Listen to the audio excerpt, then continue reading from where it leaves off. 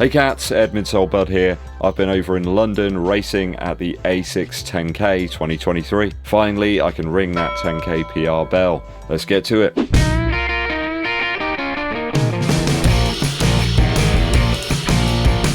to see you.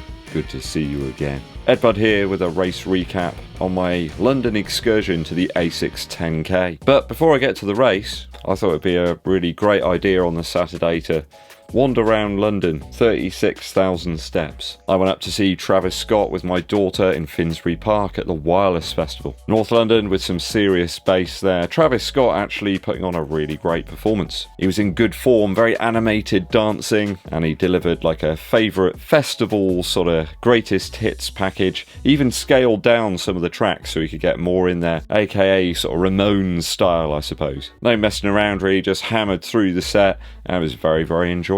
Really good vibe at the festival as well. People just relaxed and sort of looking out for each other. There wasn't really any trouble or anything, so it was great to see and very enjoyable. So as I say, 36,000 steps the day before. Probably not the best race preparation, but actually it turned out really well for me. Clearly not resting or relaxing the day before is the way to do a race, and it helped me hit a PR at the ASICS 10K. Now, apparently I have run quicker at a 10K at Martok. I think that was in 2022 with 41:37. But I think that race maybe just came in around 10k, at least on Strava. On the GPS, it came in at about 10k as I hit that finish line. So today, a race distance of 6.31 miles, 6 minutes 37 per mile, and 41:50. Though Strava clocked the 10k distance way before that, Strava reckons about 41:09 for that 10k distance. So well happy, whatever, with the performance, especially on some like really tired legs. Maybe that's just what I need every time before a race. So absolutely going with this performance as the PR for the time being. I think perhaps the other one from before, a little bit close to that distance, but here we know we're way over it and definitely going with the PR there. In fairness, I was very well hydrated from the day before. I was just drinking crate loads of water, did the standard porridge breakfast before the race. Always 2 hours, that seems to be the sort of precise time to do it. I was staying over in a hotel in Borough Market, really nice area there, which meant it was super easy to be able to get to the actual race itself via the tube. I worked my way in smack bang between the 45-minute and 40-minute paces, and I took it really easy out the blocks, around about 6 minutes 50 seconds per mile pace for the first one, then just up the ante a little bit for mile 2 to 6:37, which turned out to be my sort of average pace across the run. Some welcome downhill sections there after the initial uphill start. Going out a little slower was absolutely the right plan though for today. Easing into the race, it just enabled me to be more conservative about my use of energy, sort of like an even stroke of paint across a wall. When I hit the double back around Leicester Square, I was still feeling like I had more in the tank. There were more gears to go through. And when I hit the Strand, I had the warm and sort of assuring voice of Brian Ferry on my shoulder, sort of replacing the angel. "Do the Strand," he said, and I duly obliged.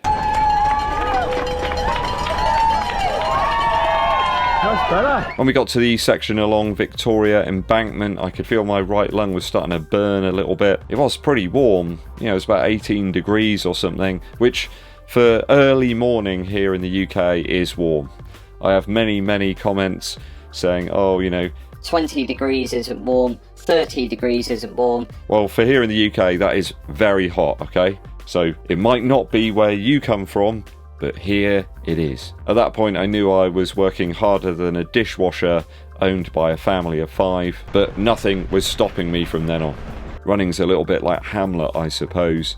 Conscious makes a coward of us all. You're always like, am I going into the red line? Should I be doing this? Your brain's trying to make you stop. The fear of pain, but what is life without that, I suppose? It's a series of risks. You've got the benefits to doing those things sometimes, but if you remove those, then life is sort of bereft of ups and downs. It's just like a line. Kind of boring, I suppose. I was picking out runners in front of me then and overtaking them, each time just putting on a small burst, getting past somebody and then moving past someone else. I just kept concentrating on focus, form, and when I realised I was on for a good time, around about mile 4 4.5, maybe 5. I pushed it even harder, around about 6 minutes 31 for the final mile, and then 6:02 blasting through the final section. In fact, I got faster and faster through the last 4 kilometers of the race, ending up running the last kilometer about 3 minutes 56, which is nuts, really. I didn't bother taking on any water at the stations. There were kind of weird places, really. I think it was like 6 and 9 kilometers. I was inspired by the recent master of the negative split, Kelvin Kipton. Stop for water, I thought. Kipton missed a drink station at one stage, and I remember after that he just got faster and faster. He just hammered it even more, so I thought, yeah, I'll do that. This is only like a 10k, I'm not running like a marathon or something, but it seemed to work. I have to say the grip of the shoes that I used today was absolutely exceptional. I did go for the Metaspeed Sky Plus, taking a turn on Westminster Bridge. In fact, I took the turn really hard, like really went into it on the double backs and those tight turns. I never felt unstable. It really allowed me to sort of push through and continue that momentum. As I looked on at Big Ben, I had this weird steely determination there, just knowing that I could go even harder if I wanted to.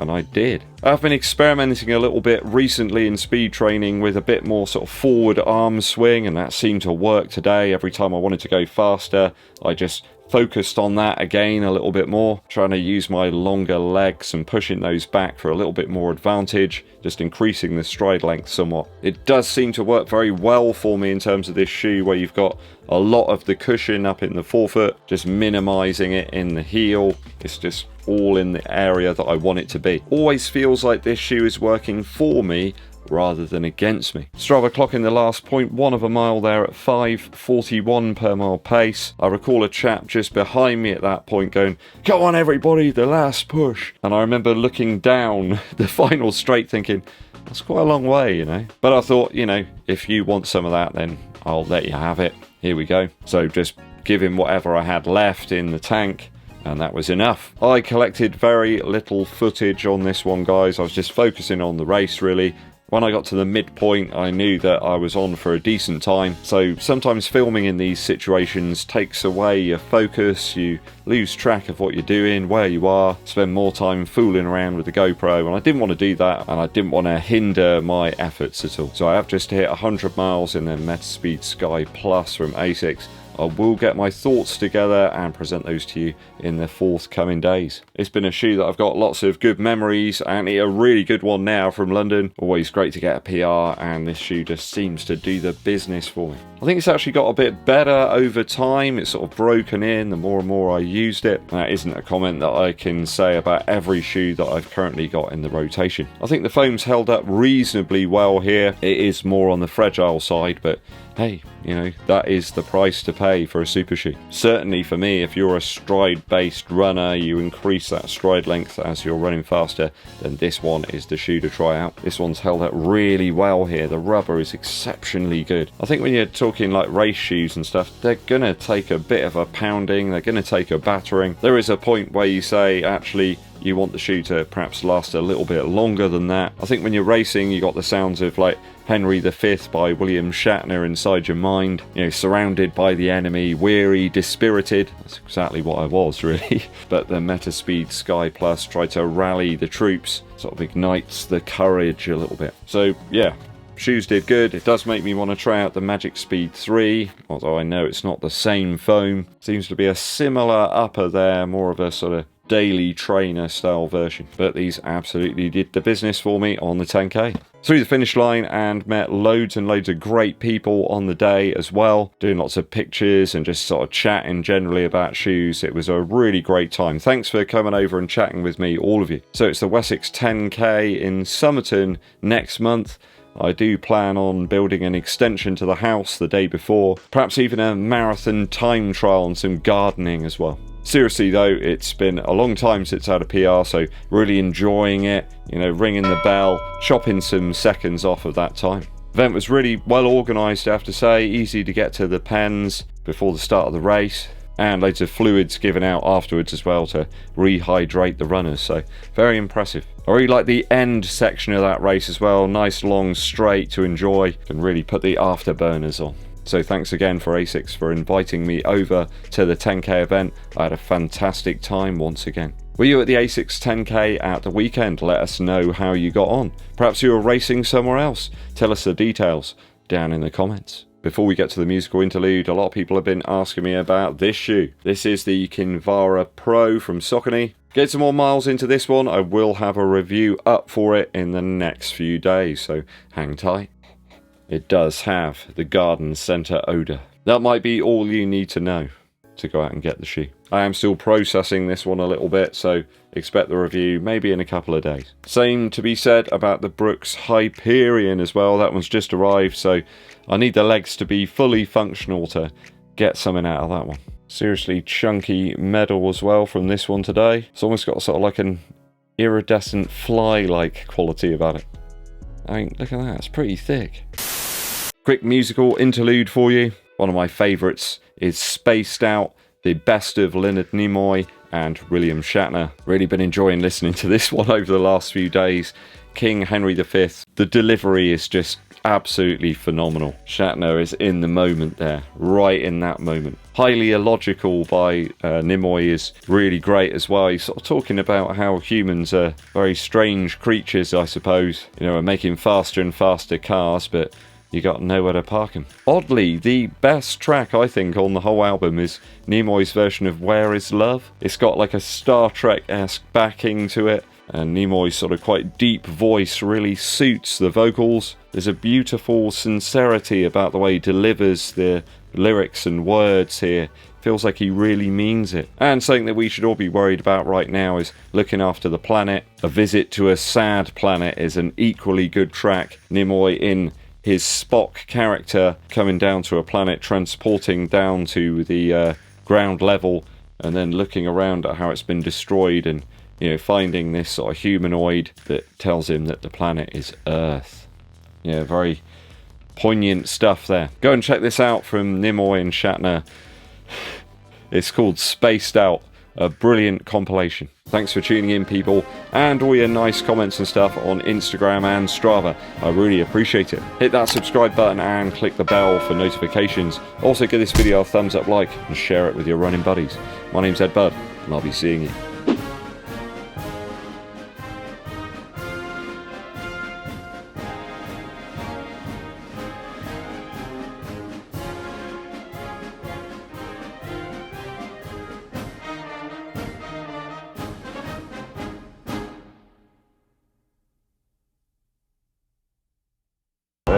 How you doing, guys? I'm here with a viewer of the channel, Adam. How you doing? Just bumped into him on the tube there. Not literally, you know. It's just sort of where he came up and started speaking to me, you know, that kind of thing. It's great to see you, Adam. So you've run this event before, haven't you? Yeah, a couple of times, so 2 or 3 times. Yeah. Looking forward to having a bit of a crack at it today. Not too hot, so it's good conditions, I think. Yeah, it's a little bit cooler today here. Certainly than last year. It was very warm. I can remember feeling extremely dehydrated after that one. And then of course a nice 2.5 hour train journey after that. So yeah, are you going for a particular time, Adam? Are you training for something maybe? I'm doing Chicago at the end of the year, but yeah, still coming back from like injury and illness, so I'm hoping to get around 55, 60 as part of the build up. So yeah, nothing impressive. But how come Chicago?